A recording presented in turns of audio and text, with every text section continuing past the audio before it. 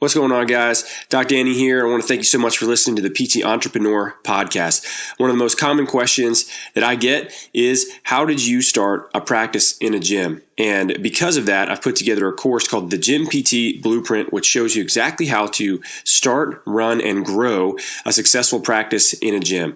If you're a new PT, if you're a new grad, if you're a PT that's just started a practice in the gym, you're not making more than $12,000 a month yet, this course is perfect for you. It'll teach you how to set it up correctly. It'll teach you how to market yourself correctly, how to sell correctly, how to actually build a true business and not just a little side business that maybe doesn't take you anywhere and change you and your family's life long term. So if you're interested in this model of a practice, guys, head to drdannymate.com/products and you can take a look at the Gym PT Blueprint and everything that goes into it at that location. Thanks so much for listening.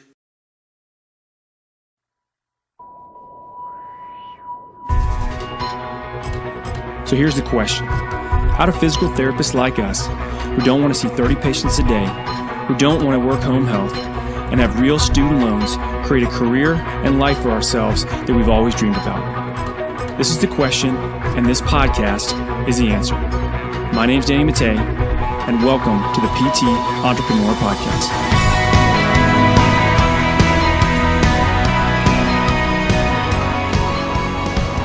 What's up, guys? Doc Danny here with the PT Entrepreneur Podcast, and we're lucky to have one of my good friends, a social media wizard here in Atlanta, who owns Imagine Social or Media Consulting. It's Chantel Cleef. If you haven't heard of her yet, you should look her up. She's doing some awesome things down here, and we're going to get into all things social media. So she has a social media marketing company here in Atlanta. They believe in building relationships, not profiles. Chantel is also one of the most organized people that I know in business. Seriously, the most organized person I know. I know why you're successful, because you always know what's going on. You always have these great apps and organizational was it Mixmax or whatever it is on email. Like, this is awesome. I don't know any of this crap, so I get to learn a bunch of stuff from Chantel. And she's also a great entrepreneur. I mean, she at this point has a very growing company, has been a part of a previous company and a nonprofit. So this isn't somebody that's kind of new to the business world. So we're lucky we get an opportunity to learn from somebody like Chantel today. So Chantel, welcome to the podcast. Thank you. Thank you so much for having me, Danny. I have never been called a wizard, and so I appreciate that. That made my day. Well, that's going to go on your LinkedIn profile. Right. I guarantee social media wizard. So you will get so much more business if you just social media wizard it. People will be knocking down your door. But that's what we want to get into today, because we were kind of talking off air. But I mean, if you're listening to this and you're a practitioner, you're a physical therapist, whatever, some sort of practitioner, and you think that you're using social media correctly, you're probably not, right? Because if you look at someone's social media platform that has a physical therapy practice, they are probably doing too many platforms because they don't really know what to focus on, and B, they're really not getting anything from that social media presence. And what Chantel's company says, is build relationships, not profiles. And I think that is really the beauty of social media. And if you can understand the utilization of it, it can become one of the strongest ways to drive business and repeat business and connect with people long term. So what do you mean by that? Build relationships, not profiles. Like, how would you describe that? Yeah, I would love to unpack that. So it is marketing. And an essential piece in marketing is telling your brand story and creating engaging content that people feel inspired by and want to be a part of. So we use an 80-20% rule, kind of break it down. And we kind of came up with this concept because we saw online so many people pushing product or services, and no one feels attached to that. I think something we learned from a group we're both a part of is experience shares. And so if you tell someone to do something, they're less likely to do it. And the same applies for social media. So you want to become a thought leader in the space. You want to provide value for everyone following you. And it's hard to do that when you're just trying to sell something. So we focus a lot on creating engaging content, relationally focused, commenting on the pictures they're posting, liking making sure you're following all of your customers and engaging with them so that they don't feel like you're just trying to make a sale and then move on with your day. Well, you talk about becoming a thought leader, and I think that we're in an interesting time. Like previously, in our profession at least, you had to write a textbook, or you had to teach at a university and do a lot of research. And now you can kind of become a thought leader by just being there all the time, right? Like video, social media, blog content, podcasts like this, right? And so in your opinion, is that a good thing, a bad thing? And how long does it take to become a thought leader, like realistically? Well, I think it's amazing. I think we have so many tools at our fingertips now to learn and continue to grow and evolve that don't require, checking a library book out or buying something and then having to read it. You've got so much great information in small tidbits and bite-sized chunks. So I think that it doesn't take very long to become a thought leader, as long as you're being authentic to yourself and your brand. So for your practice or, practitioners in your space, in order to become a thought leader, I think they have to speak from experience and they have to speak with authenticity. They have to be true to their brand and their voice and their company culture. People, I think, can weed out very early on if someone's just trying to copy what everyone else is doing and not really speaking true to the experience that they have, when you walk in the door. So to answer the question on the thought leader space, I think it can happen pretty quickly if your content that you're creating and pushing out there is on brand. And there's a lot of things that I think you need to do up front to figure out your brand and put thought into the voice, the messaging, what you're trying to relay, who you want to become, what are your goals and KPIs before you just start publishing content and putting so many posts out there. So you think it's more important early on to get an idea of, who are you trying to actually engage with and become a thought leader to, than necessarily just kind of getting going and just start flooding the market with your ideas? I think that you should probably approach it from both angles. I think it's extremely important to understand your customer personas. And so diving deep into, if you're trying to reach someone, what are they interested in reading? What kind of car do they drive? Where do they hang out on the weekends? What is their purchase habit? And where do they typically engage, whether that's Facebook or LinkedIn, like trying to understand their personality. So then you can say, okay, well, I can relate to that person. Here's a piece of content that I think they would find valuable, and information that they can relate to. So I think you should understand your customer personas. I don't think you should, if you are a thought leader in physical therapy, I don't think you should try to be someone else and become a thought leader in something else if that doesn't come naturally to you and that's not a topic you're interested in talking about, because then again, I think the consumers will tell that it's inauthentic. So try not to be something that you are not. Well, I love the idea of this, kind of target audience avatar, right? Like this is something that so just, in terms of our company, when we write a piece of blog content or we do a video or we decide we want to get a message in front of somebody, it's because we've already figured out who that person is and what we want to say to them. And I think that took us quite a while to figure that out. And if you can take just one thing from this, if you can figure out who you want to talk to first before you go, trying to figure out all these social media platforms, that will save you so much time and your message will be so much more, just kind of specific to the audience you're trying to actually help, whether that be a patient coming in or maybe, for us, it's reaching people that are interested in business that are physical therapists as well. And the content becomes very, very directed to what they're actually wanting. So you talk about the idea of this target audience. And so give us the top 3 questions that, let's say you're a physical therapist and you want to figure out, all right, who should I be writing content for? So top 3 questions for creating your kind of patient avatar and what they should be. Yeah, well, to backtrack a little bit, I do think there's a lot of power in also naming those avatars and thinking, okay, marketing Mary, does she like this type of content versus this? I think top 3 questions that come to mind. So pain points is a big one. What is an everyday problem that this person faces, or what is what area of what part of their life are they in? So do they have kids, and are they on a second job, and do they own a house? Trying to understand kind of where they are at physically in their life or what part of their journey they're in, I think can provide a lot of power in then knowing how to speak to them and what type of content they'd be interested in reading. So pain points maybe being the first question. Age is a big one, and maybe that's an obvious one, but I think understanding your demographic, it's great to try to hit ages 18 to 55. But age is, the 18-year-old is going to want to see and hear something and be receptive to something so totally different than the 55-year-old. So it's going to make your marketing extremely difficult, because then your consumer is going to see content that they're like, that doesn't feel right with me. Right. That doesn't sync well. So trying to be as granular as possible about their age and the demographic. So I think period in life, pain points, age, and then any other cues about their life. So what do they read? What do they do on the weekends? Those are some overall questions, but those are the ones that come to mind initially. Basically common interests, right? So like, I mean, the age thing is huge. The naming it has also it's been big for us too. And now when we write a blog post, like we know who we're talking to. And it's not just blogs, but videos as well. And this kind of brings us to the content side of things, because we've said content probably 10 times already. And you hear, content marketing, content is key, content. There's just so much emphasis on content.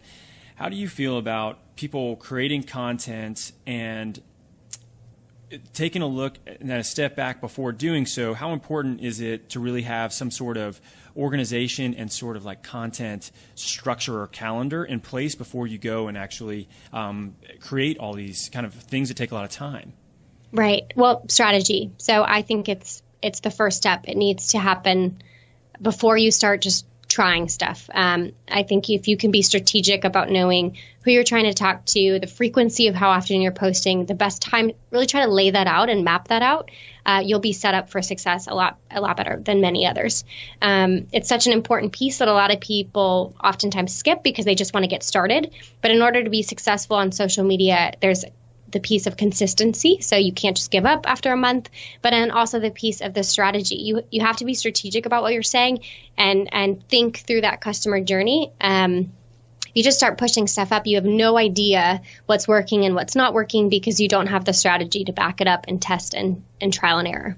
So for now, I mean, you work with some medical field businesses and a whole bunch of different ones. Like, guys, this isn't some random person I brought on for social media. This is somebody that works at big companies. So we're lucky we get an opportunity to even just like pick your brain for this. So when you look at what kind of the service business are actually doing, is what's more powerful for them right now? Is it blog content? Is it videos? Is it audio? Like where do you see the most kind of return on people's investment at this time? Yeah, that's a great question. Videos is huge. The audio component is becoming even bigger, which is why I'm excited to dive in with you into podcasting and kind of that as a whole. But video is great, especially on Facebook and Instagram. I'd say video I'd rank number one. And there's also a lot of power in a beautiful picture that tells the story. So yes, iPhones take great pictures. Yes, you can get by with kind of behind the scenes, office Snapchats, but a compelling picture that tells such a strong story can really speak volumes for your brand and your marketing. That's a great point. And it kind of brings me to the social media platforms that are out there, right? Because I lose track of, I'm going to sound old saying this, but like I lose track of all the actual like platforms that are out there now. So, for somebody that's in this sector, that's a service-based business, where do you think the top one or two platforms, or what are they, and where should people really be spending their time? That's a great question, and I wish I could have kind of a blanket answer for that, and I will try my best. But it, again, largely depends on your demographic. So one practitioner may be trying to reach 50 to 75. And in that case, I'd say Facebook is probably the best option for you because it's been around the longest and that they've just started to adopt that. If you're trying to reach very active lifestyles, 25 to 35, there's a lot of other platforms that I would suggest. I think Instagram's a key component. Instagram stories is something to leverage. Facebook is still important, but Instagram would be even a little bit more. If you're trying to reach the 16-year-olds, I'd say you've got to hop on YouTube and do it really quickly, and also Snapchat. So it's tough to blanket, the top few platforms to utilize. My suggestion, knowing that, I would say start with two or one. Start with one or two and get really great at that. understand your content strategy, test things, see what's working, see what's not working. And then when you feel comfortable with that approach, hop onto another platform. Well, when do you recommend that people look at the actual paid side of some of this, right? Because we look at, especially, Facebook and believe Instagram is headed this way as well. Like the amount of people that may follow your page aren't necessarily the people that are going to see whatever it is that you're putting up. So you kind of got to pay to play in some way. When do you recommend that somebody actually start going that route to get their message in front of the right people? I actually recommend it from day one, and that's shifted over the past year, to be completely honest with you. We were a lot more organic focused, but we've had to shift to the paid social side. And unfortunately, that's just Facebook and Instagram. They're so popular that there's so many people, and they have to find a way to, one, monetize it, but also get the content you need in front of the eyeballs. So that's how they figured it out. We have to leverage the paid social to see the conversion, see the return that we're looking for these days. With some of the other platforms, so maybe Snapchat, Instagram stories, there's lower barriers of entry there. So they don't require the paid side as much, but you can still advertise on all of those platforms. But I'd say it's important. And even if you can set aside a budget of $100 per month, it will go far in reaching that audience, retargeting the people that have hit your webpage, staying in front of them, again, in that authentic way. And kind of on that note, so I think that as a whole, marketing should be thought of comprehensively about every platform, every piece and content that you're putting out there. So you may have a weekly newsletter or biweekly or monthly, but if you can then in your newsletter highlight a great promotion you ran on Facebook or a really great article spotlight about one of your teammates, trying to link people to all of the places, serve those multiple impressions and get people through that funnel that you're trying to hit. It makes so much sense, and we can nerd out on paid advertising for quite a while. So instead of us delving down there, I'm a big fan. I think it's huge, and I think that if you're gonna own a business, there's definitely a time and a place to outsource things, but I also think that you have to have a really strong idea of what message needs to be put out there, because your marketing team that you outsource to, like they're there to do as best they can, but you really understand your target audience better than anybody because you work with them day in and day out, right? So when we look at the paid side of things, so let's say we had that $100. So let's say there's a PT listening to this and they're like, okay, I can do $100 and I'll figure out how to do the let's say Facebook stuff, right? So would it be best for them to take that $100 and create a video and drive people towards that? Or would it be better for them to, create a blog post and then take that $100 and try to drive people to their website, via the paid ads? I specifically Facebook right now will favor the video. So I think you'll see a great return on the video. I think initially, and kind of backtracking, so even outside of the content piece, brand awareness and a likes campaign and the impression type of campaigns that you can run on Facebook would be the best spend for that first maybe month 1 and 2. So you want to build some credibility on this site and generate some likes and some traffic so that when people do start to hit your page, they're not looking at a Facebook page with 10 followers, because to be completely honest, they're going to bounce off. They're like, maybe they're not open, they're not reputable. So I would use that spend initially to generate some awareness and then start to worry more about the conversion piece. So maybe months 3 through 6 is when you start to drive traffic to the website, retarget people who have hit your website. And then in that piece, I think, and again, I couldn't put a blanket. My hunch is going to say video is going to perform really well because they favor video. But I do think, maybe your target audience, if they're a little bit older, video seems like a burden to them and they'd rather just read an article. So the blog post may actually be better. So it's a little tough to, generalize, but I think that what you just said, like that's a freaking golden nugget of if you're starting a practice and you're right. If somebody goes to your Facebook page and you're spending all this money to get people there for whatever reason, and you have 10 people that like your page, think of yourself, right? If you go somewhere and there's like nothing, it's just brand new. It's just the more people that are there, the more credibility it is. And I think accidentally we did this early on, not knowing in terms of like a Facebook like campaign. It's not like we had some sort of like method behind it, like you just explained, but explain this brand awareness campaign. I think that'd be something that is fairly new. And is that something locally people can use targeting wise, is just say, okay, I live here and within this square mileage, I want to make sure that our brand awareness is good, and they'll just get in front of X amount of people per day? Absolutely. So you can be extremely granular about who you're trying to target up to the area code. It's very geo-focused. You can get down to income level, purchasing habits. So yes, absolutely. And I think that's, again, going back to that customer personas, which is the very first step, is figuring out who you're trying to talk to, because as you start to spend money on this, you want to know who you're trying to reach, as opposed to just throwing money at the wall and hoping something sticks. So with the brand awareness campaigns, absolutely that you create a clever caption with a clever video or content piece, and then it gets in front of them to start to bring awareness to your company and your business page.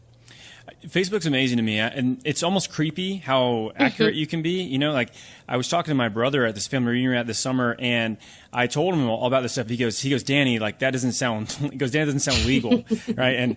And I go, Sam, he lives in Baltimore. I go, dude, I can put a picture of my face with a caption that says, "I told you so," in front of you when you go home, next week, because I know where you live, I know your age, I know what you're interested in. I can target him that directly, and it's really crazy. But this kind of brings you back to what you were talking about the whole sitting down and understanding who your we call it our avatar, but our ideal patient is. Who's your ideal customer? And if you figure that out, then when you learn the other things that are a little more complex, like paid ads is not easy if you've never done it before, and you can lose a lot of money if you do it wrong. I mean, it's sort of like sometimes you have to learn lessons the hard way, but it's if you know who you're talking to, you'll have such a better return on your investment. So I love that. So if you guys are thinking about doing this, man, spend the time early on, creating your strategy, create the avatar, get people to your page, and then try to re-engage with them. And you brought up retargeting or remarketing. So explain what that is real quick, because I think a lot of people know what it is, but don't necessarily know you can do this on social media. Yeah, absolutely. So you can install a pixel on your webpage. We can study this through Google Analytics, but also Facebook offers a pixel. And once it's installed, you can actually retarget or get in front of the people that have actually been to your website again through social media. So it's really powerful because they've expressed an interest in some way. There's a variety of ads that you can run. You can generate newsletter subscribers. You can try to get them to a certain landing page to capture information. There's a lot that you can do, but I think one of the more powerful is retargeting people that have already hit your site.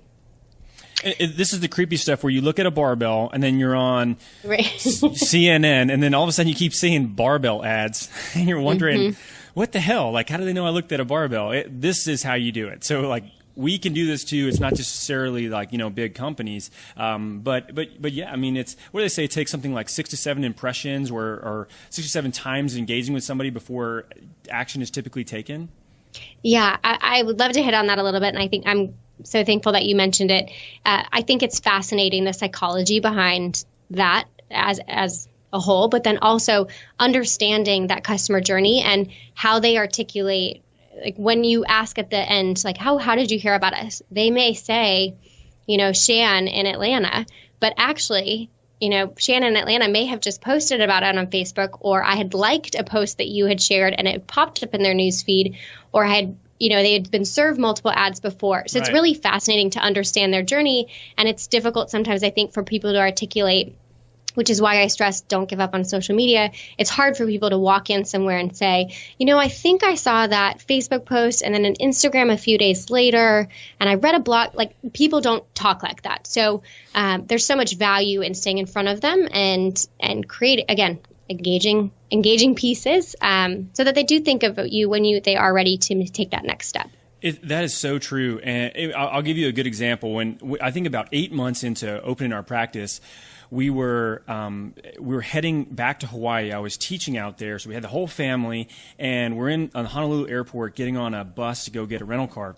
And this guy is standing on the bus with me, and he just keeps looking at me. And it's like very odd, right? Like I don't know, is this guy like know me? Like he's about to be a physical confrontation? Like what the fuck is he looking at? And so he walks over and he goes, "Hey, are you Danny from Athletes Potential?" And I go, "Yeah." And he goes, "I've seen your videos on like lower back pain or something like that." And it was just this random like person from Hawaii is in the airport that came up to me, and it just goes to show like the power of reach with some of this stuff and consistency, and also if you have some content that actually helps people. Like they remember that stuff, and who knows, maybe that's like the one time he saw that, or maybe he saw multiple things and whatever it was, like he remembered enough to come up to me on a bus in Honolulu and tell me about it. So the biggest mistake that you see businesses make, would you say that it's giving up on social media too early? Absolutely. So people want that viral moment, the viral cat video that everyone, Oh, cat videos crush it. I should put a cat in every video. That'll get you there. But it does take at least 3 to 6 months to really start to understand what you're putting out there, what people are engaging with, what's working, what's not working, and start to track those metrics. So without that, you have very little data, and again, you haven't hit those people 7+ times. They are not going to convert yet, and it can get frustrating. Yeah. But and there's so much value in just, I think, also being a thought leader in this space. So providing content with no expectation, I think there's some karma in that and some good vibes. But in theory, if you're helping people, they're going to turn to you when they then have a problem they can't solve. Yeah, it's a great way to put it, guys. You're probably gonna want to go back and re-listen to this one, because especially the last kind of few minutes of what we talked about with the Facebook stuff, that can make or break your business early on. 100%. If you do it correctly, you can set yourself up for success. And $100 in ad spend is, from a marketing standpoint, that is very, very little compared to what other forms of marketing can cost. So this is really, really good information. I've got 2 last questions for you. So number one, what is one book you would recommend that a business owner in our field, practitioner, or someone that is wanting to become a business owner, that they should read? One of your favorites? Not social media related? No, just like entrepreneur, related. Like what, in terms of, man, it could be anything. Business is business. This book kills it. You should read it multiple times. Oh, I have 2. Okay. Do you mind? I'm going to let it slide. Okay, thanks. My go-to every time anyone asks, I will read this every year for the rest of my life, is How to Win Friends and Influence People by Dale Carnegie. Awesome. Great lessons. Second, we just read it as a team. It's called Hug Your Customers. And I think that some of the lessons that you learn in Hug Your Customers are completely applicable to social media and how you think through customer service. And again, kind of on the social media note, social media is an extension of your customer service. So keeping that in the forefront of your mind. And I really enjoyed the book, Hug Your Customers. I love that, man. You should trademark that. Social media is an extension of your customer service. That's great. Okay, you're the app queen of our business forum. You got an app for everything, like anything under the sun. It's awesome. I learned so much whenever we get together, and you always have the latest and greatest stuff that's going to help me be more organized. So what's your favorite app to stay organized? Your favorite thing? To stay organized, I would say Teamwork. Have you heard of Teamwork? I have not. What is that? So specifically with organization, Teamwork is just a task system, if you will. So you can assign tasks to teammates. You can receive tasks. You can set them up as reoccurring. So in order for me to remember that I have to pay rent 3 months from now, I guess it's not ingrained in my brain, I use Teamwork to set up reoccurring things every 2 weeks or 2 days. It just helps me be able to jot it down in my phone, and then I can not have to think about it again. So I think organization-wise, Teamwork, what's also really great about it is template creation. So let's say you have a process when you bring on a new patient, you can create a series of tasks that are essentially a template of what you or a key staff member needs to do every time. And then you add it to your task list for the day, and it automatically gets assigned who needs to take responsibility for it, when is it due. If there are tasks that you cannot complete until someone else completes them, you can create, that flow as well. So it's just helped as we grow and have a lot of process in place to create these templates and then utilize them day to day. Yeah, that sounds awesome. Like just being able to, we use Slack, which is more of a communication channel, but this sounds different. Like being able to say, okay, this is a new patient, take them through the, new patient, whatever sequence that we have, or discharge patient, take them through the discharge patient sequence, and then it tasks our office manager to do something, or us to email them to ask for a review, or whatever it is. Yeah, that sounds great. Yeah, it's very similar. Well, I think Infusionsoft's a little bit too complicated, to be honest, but it's essentially that. So you could say, okay, in 2 weeks after we discharge a patient, I want so-and-so in the office to follow up with that person, and it auto creates those based on the time that you set up that teamwork template, and so it just creates a really great cadence to hold a process accountable. Yeah, that's great. Chantel, where can people learn more about you, what you're doing, connect with you guys? If they're interested in, maybe doing some work with Imagine, like where can they find out more about you? Well, thanks. Thanks for asking. Well, it would be silly if I didn't say social media. So you can follow us on all of the social media accounts at Imagine Media Consulting. Our website, imaginemediaconsulting.com. If you want to shoot me an email, it's SHAN as in Nancy at imaginemediaconsulting.com. And I'd love to chat. All right, great. Chantel, thank you so much for your time. Guys, this is the PT Entrepreneur Podcast. I'm your host, Danny Matei. Thanks so much for listening. Hope you learned a lot. And listen up. Next week, we got another great guest for you.